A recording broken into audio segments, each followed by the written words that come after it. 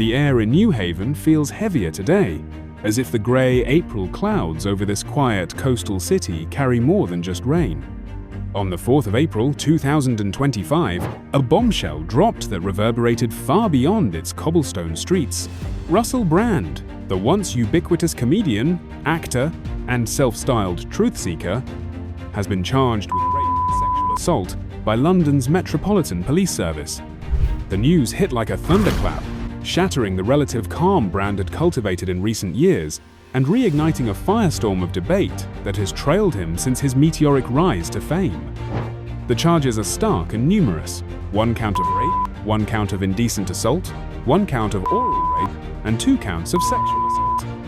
They span alleged incidents between 1999 and 2005, involving 4 women, with locations pinned to London and Bournemouth. Brand, now 50, faces a legal reckoning set to unfold at Westminster Magistrates Court on May 2, 2025. For a man who once thrived on provocation, whether through raunchy stand-up, Hollywood blockbusters, or his later pivot to online commentary, this moment marks a dramatic shift from the spotlight he once commanded to one he can no longer control. A fall from the heights. Russell Brand's story is one of extremes. In the early 2000s, he was a cultural juggernaut, a wiry figure with wild hair and a sharper tongue, cutting through Britain's entertainment scene like a blade. His comedy specials sold out venues, his roles in films like Forgetting Sarah Marshall cemented his transatlantic appeal, and his marriage to pop icon Katy Perry in 2010 thrust him into tabloid stardom. He was brash, unfiltered, and magnetic, a rebel who turned controversy into currency. But fame's glow faded. By the late 2010s, Brand had reinvented himself, trading the stage for a YouTube channel where he mused on spirituality, politics, and societal ills to millions of subscribers. His rhetoric shifted from bawdy to philosophical, his persona from enfant terrible to enlightened outsider. Yet the past, it seems, was never far behind. In September 2023, a joint investigation by Channel 4's Dispatches and the Sunday Times unleashed a torrent of allegations. 4 women accused Brand of sexual misconduct spanning 2006 to 2013.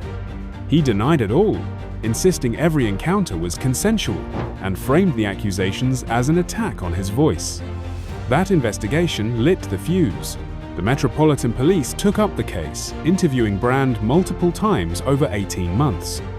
What began as whispers grew into a roar, and on the 4th of April 2025, the Crown Prosecution Service authorized charges. Jaswant Narwal, a senior prosecutor, delivered the verdict with measured gravity. "We have concluded that Russell Brand should be charged with offenses including rape, sexual assault, and indecent assault." The evidence, painstakingly reviewed since the 2023 expose, had tipped the scales. The charges, a past unraveled. The specifics paint a chilling picture. The earliest charge stems from 1999, when Brand allegedly raped a woman in Bournemouth, a seaside town, far removed from the glitz of his later life. 2 years later, in 2001, he's accused of indecently assaulting a woman in London's Westminster district.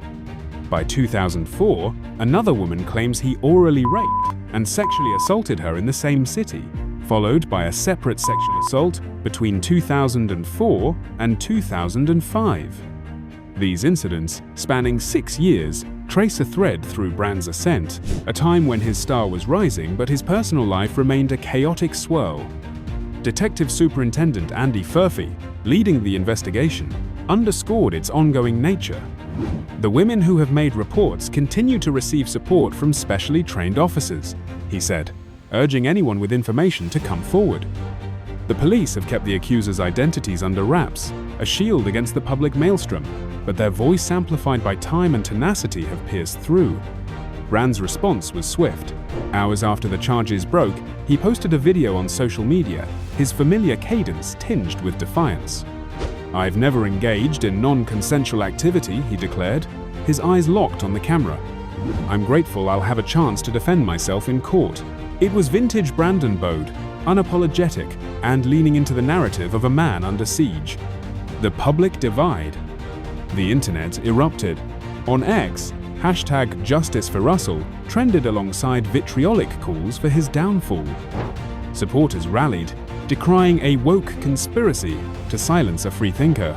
Detractors pointed to a pattern of behavior long whispered about in entertainment circles. "He's always been vile. Glad it's finally caught up with him," one user posted, echoing a sentiment shared by many who'd watched his career with unease. Others saw a deeper plot. "Millions of troll accounts will scream the deep state is out to get him," another predicted, capturing the polarized fervor. The media mirrored the split. Tabloids splashed Brand's haggard face across front pages, while outlets like the BBC and the New York Times dissected the case with clinical precision. Posts on X ranged from celebratory third-time lucky to skeptical, questioning the timing of charges tied to events decades old. It's a cacophony. Brand knows well, having thrived on outrage before, but this time the stakes are existential. For those who followed his journey, the charges stir a complex brew of shock and inevitability. Brand's persona was always a tightrope walk charisma laced with chaos, charm edged with danger. His 2008 BBC scandal, where he left a lewd voicemail for actor Andrew Sachs, hinted at a recklessness that flirted with ruin. Yet he bounced back, ever the phoenix. Now, with legal proceedings looming, that resilience faces its ultimate test. Beyond the headlines, this isn't just about Russell Brand.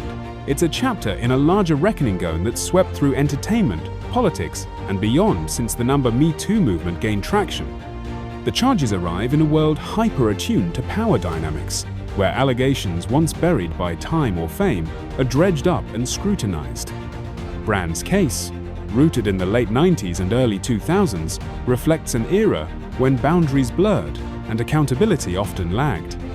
The Metropolitan Police's diligence, 18 months of investigation, multiple interviews, and a file thick enough to sway the CPS signals a shift. "We are committed to investigating sexual offences, no matter how long ago they are alleged to have taken place," Furphy said, a statement that resonates beyond this case. For the four women, it's a belated chance at justice. For society, it's a mirror held up to its past. Brand's fate hinges on May 2, when he'll face a judge and the weight of those 5 counts. The courtroom will strip away the personath, jester, the sage, the provocateur, leaving only the man and the evidence. Win or lose, the trial will etch a permanent mark on his legacy, a story no longer his to spin. The road ahead. As New Haven's drizzle settles into dusk, the news vans linger, their lights cutting through the gloom. Brand, reportedly holed up in Oxfordshire, awaits a battle that's both personal and public. His supporters see a martyr, his critics a predator unmasked. The truth, as always, lies in the murky space between space. The courts will soon attempt to clarify. For now, the world watches. Russell Brand, the voice that once filled arenas and airwaves, is quieter tonight, but not silenced. His fight is just beginning, and with it, a saga that promises to captivate, divide, and challenge us all.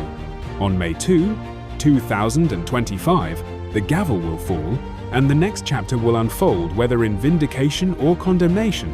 Only time will tell.